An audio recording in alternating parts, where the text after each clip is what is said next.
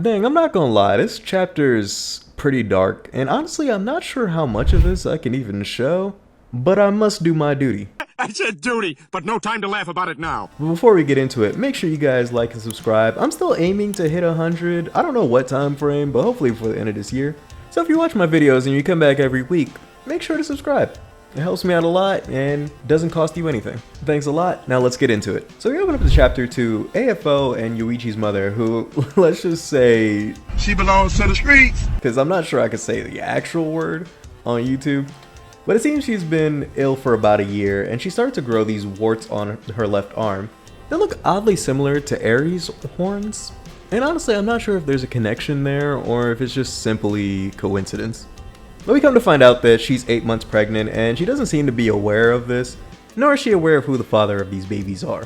Because she's also homeless, which, damn, there's a double whammy there. And also I hope she doesn't know because she's drinking right here, and that probably explains why AFO is so messed up. The panel goes on to say she couldn't even remember the conception. Before she knew it, those things nested inside her womb and started to drain her life force. Which I guess shows the bizarre nature of both AFO and Yuichi, but it kind of seems more like it's AFO in this case. But after giving birth to the two twins by a river, she immediately died, and it appears that right after she died, those warts that were growing on her just magically disappeared. Which we do zoom in to see those holes that are on the palm of AFO's hands that the anime always forgets to add. But it appears this is the moment of him stealing, I guess, what is technically the first quirk.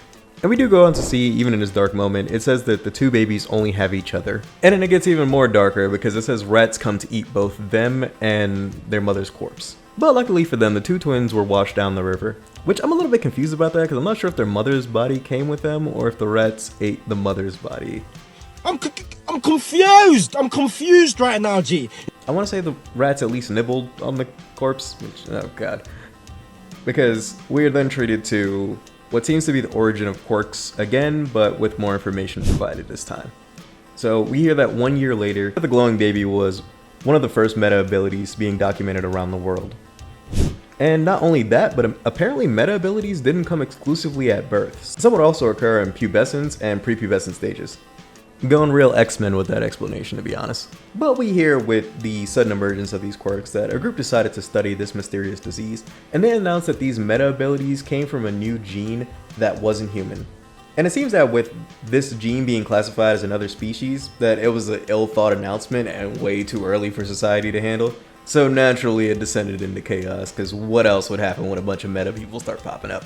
I'm mad, man! And here we go on to follow what seems like an anti-meta liberation front, gathering as they're planning an attack on an industrial complex, when they're interrupted by what seems to be a child AFO.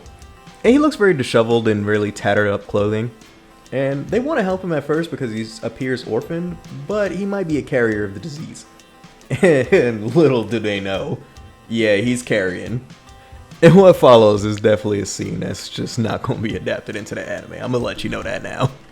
But it seems that we finally see the full potential of his mom's quirk, and just because I'm not feeling like going back and rewatching like 100 scenes of AFO in it, I'm not sure if we've seen him use this quirk before.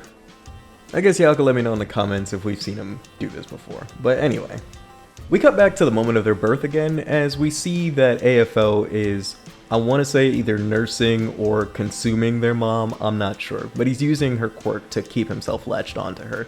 As we are told that he was born an arrogant baby, he believed the world belonged to him, and no matter how hard they cried and screamed, those who couldn't give him anything were nothing more than a nuisance. As we do kind of see him holding on to what looks like a little Yuichi, who's much smaller compared to AFO. And this is confirmed in the next panel because we jump forward and what we see is a little psychopath AFO killing people and stealing their quirks like he's always done. And we see Yuichi, who is again really small, and we are told most of the nutrition of their mother went straight to AFO, and causing Yuichi to grow significantly smaller and weaker than him.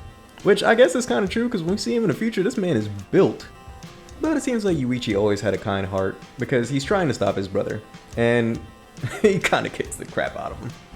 Damn! And we were told he didn't have anything to offer his brother, but he was also one of the boy's possessions. And that's why he decided to keep him by his side, which, damn, think of your brother looking at you as like you're his toy. That's crazy.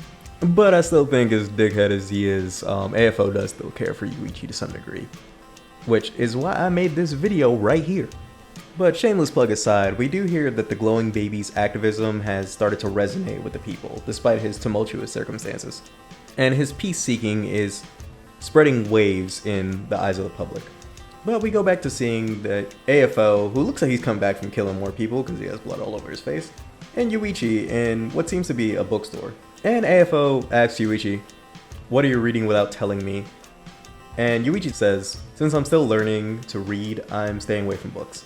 But these comics are amazing. They tell a story through drawings. I can feel the author's wishes fulfilling the pages.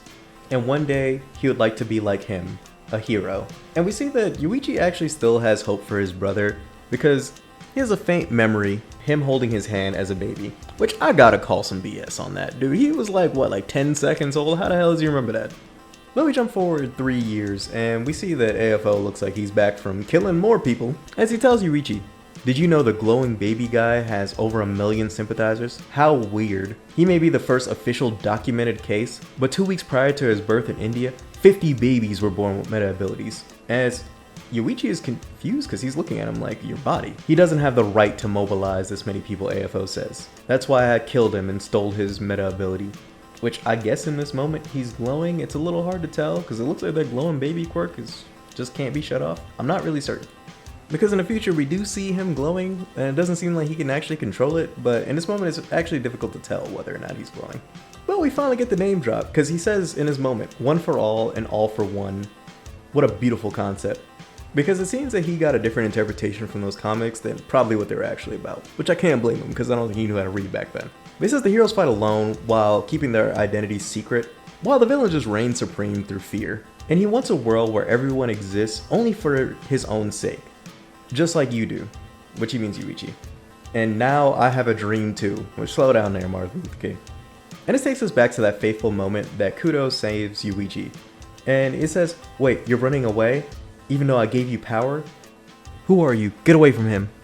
He's mine, look at him."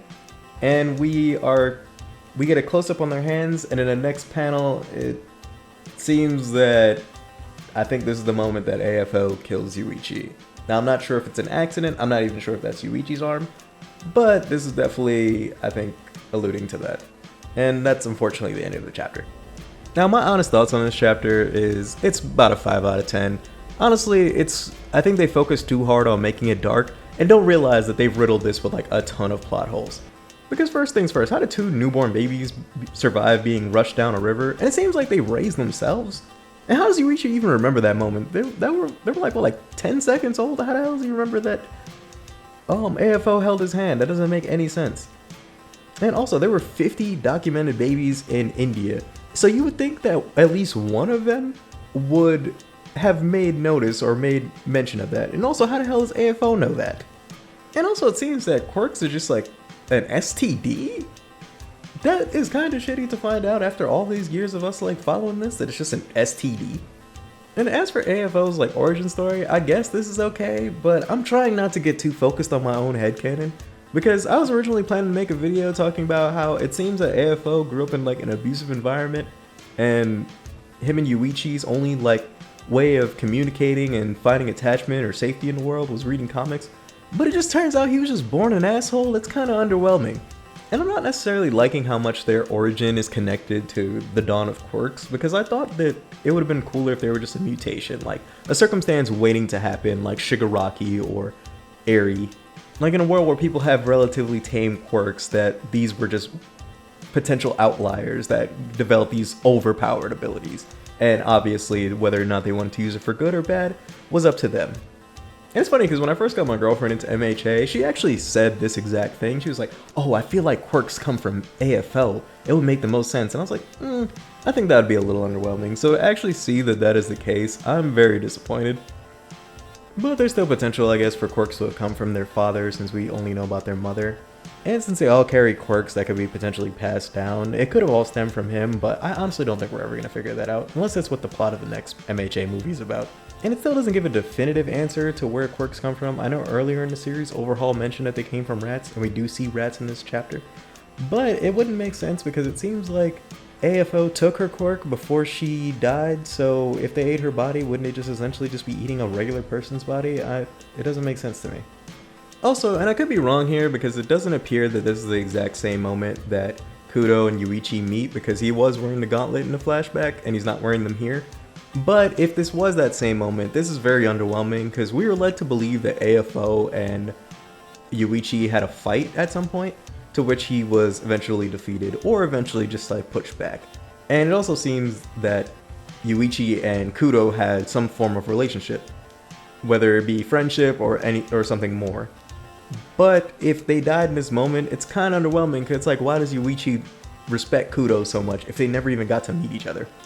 I'm tempted to bump this down to a 4 out of 10, but I don't know, I think there's just not enough information yet, and maybe some might come out in the later chapters that might fill in some of the gaps that are missing here. But so far, I'm just not feeling this chapter. I might be the only one that shares that opinion. A lot of you guys might love it, but I'm just not feeling it myself. And this just adds more fuel to the fire that AFO is just like a very uninteresting villain because he just wants everything because he was born that way, I guess. That's kind of just a crappy explanation, but anyway, that's all I got for today. Thanks everyone that's been watching my videos and commenting and liking and subscribing. I am cooking up another video comparing the boys universe to MHA, and hopefully I can have that out by next Wednesday. That would be the 22nd. But I'm only gonna try to aim for that if you guys get this up to maybe 30 likes. Because it is pretty lengthy and it's close to the Thanksgiving holiday, so I might be a little bit busy around that time. But if you guys really like this video, I will put in all the effort and give up on all the sleep to get that to you. And if you don't worry about it. I'm probably just gonna put it out on the following Wednesday anyway, or maybe the Monday, who knows. But if this is the last video I put out before Thanksgiving, I hope you guys have a good Thanksgiving, and I hope you stay safe, my ninjas. Hopefully you have a great holiday, and I'll see you in the next one. Peace.